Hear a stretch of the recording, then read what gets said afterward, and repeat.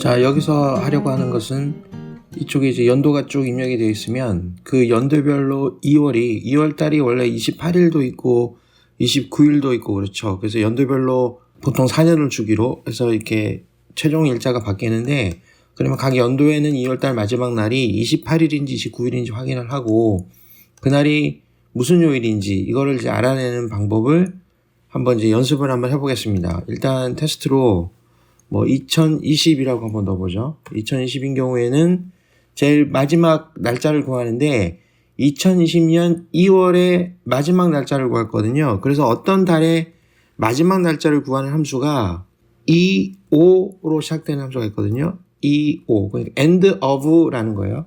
그러니까 어떤 달의 end of니까 마지막 날을 구하는 건데, 여기 보게 되면 지정된 달수 이전이나 이후 달의 마지막 날인 거거든요. 그러니까 어떤 특정한 날을 지정을 하면, 일단 탭을 쳐보겠습니다. 어떤 지정한 날을 보고 그 날의 몇 개월 후에 마지막 날짜가 언제냐를 보는 거기 때문에 일단 이쪽에 날짜를 지정을 해줘야 되겠죠.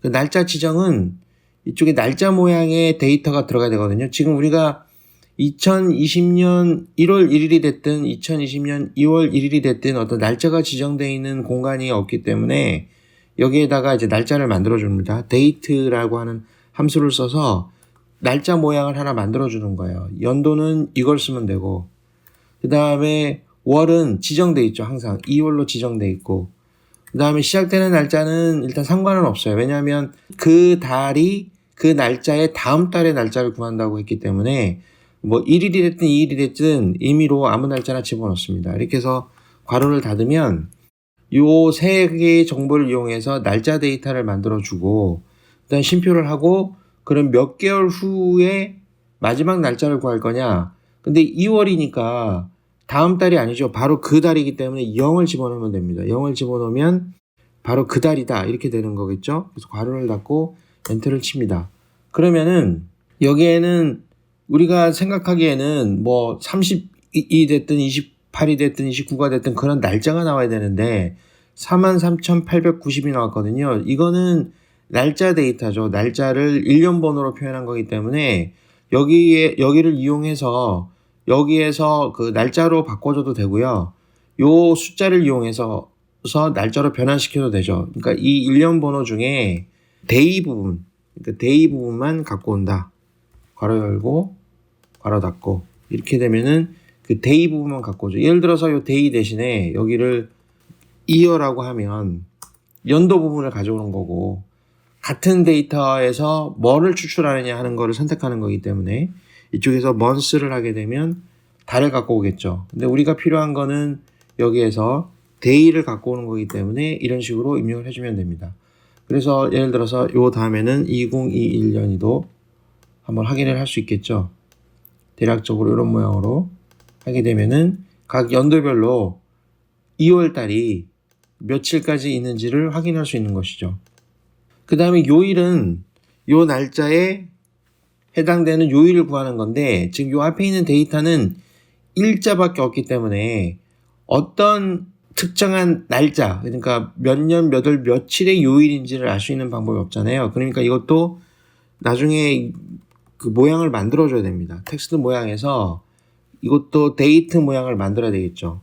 똑같이 요렇게 하고 요 연도에 2월은 고정된 거니까 요 날짜, 그러면 이렇게 완성이 된 거죠. 날짜가 이걸 가지고 요 데이터를 가지고 어떤 모양으로 만들 거냐, 요일을 만들 거거든요. 요일은 AAA를 3번 치면 됩니다. 이 AAA는 여기에서 예를 들어서 YY라고 하면, 한번 해볼게요. YY라고 하면 연도가 두 자리 모양으로 만들어지죠. Y를 4번 치면 이런 모양으로 만들어지고, 이거를 예를 들어서 2월이다 그러면 이 슬래시하고 MM 이렇게 하면은 이런 모양으로 만들어주죠. 그러니까 앞에 있는 데이터를 가지고 어떤 모양으로 만들 건지를 확정 지을 때 YYY는 연도고 MM은 달이고, 지금 MM이 M을 2번 쳤기 때문에 02라고 나오는 거고, M을 한 번 치면은 이렇게 2라고 나오겠죠. 그러니까 자기가 원하는 모양대로 만들 수는 있어요. 그 다음에 여기다가 D까지 넣으면 이렇게 일자까지 이렇게 나오겠죠.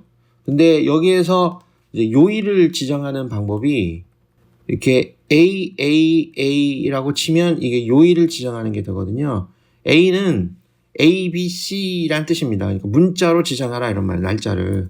그러면 이렇게 토라고 나오죠. 요거를 잠깐 확인해 보게 되면 요일 같은 경우에는 이게 짧은 이름이고 긴 이름. 그러니까 토요일, 일요일, 요일자를 붙이려고 하면 이거를 옮긴 다음에 그럼 토라고 나오죠. 그럼 여기다가 A를 더 길게 써주면 되죠. 하나 더 쓰면 됩니다. 그러면은 요일이 나옵니다. 그렇죠? 근데 이거를 다시 이제 한글 이름, 영문 이름으로 하고 싶다. 여기서는 한국어. 좀 번잡하게 되었지만 한국어, 여기는 영어.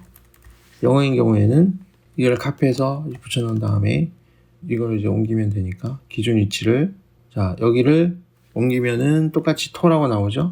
요거를 요 AAA 부분을 원래 D 아까 D는 일자만 나왔었죠. 하나를 더 치면 글자가 됩니다. 그래서 A를 3번 친 이유가 거기에 있어요. 요 D를 3번 쳐야 글자가 나오기 때문에 A도 3번 치는 거예요. 이렇게 하면은 영어가 되죠. 이렇게 쓸 수 있습니다.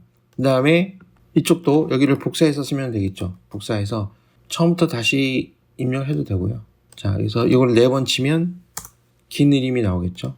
근데 나는 요 앞에 SS로 한 글자만 치고 싶다. 한 글자만 치면은 이런 그 토요일하고 일요일이 똑같은 문자로 시작되기 때문에 헷갈리긴 하는데 한 글자만 치는 경우도 있는데 이런 경우에는 뭐 한 글자를 뽑아내면 되죠. 이렇게 해서 복사해서 붙여놓고 자, 이렇게 있으면은 여기에서 한 글자만 뽑아내면 됩니다. 요 전체 글자에서 한 글자만 쓰겠다.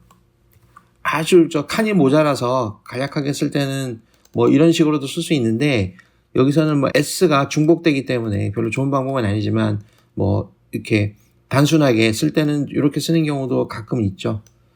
그렇게 해서 이런 식으로 양식을 만들어서 활용할 수 있습니다. 그래서 요 몇 가지 함수를 연습해 볼 겸 해서 한번 확인해 봤습니다.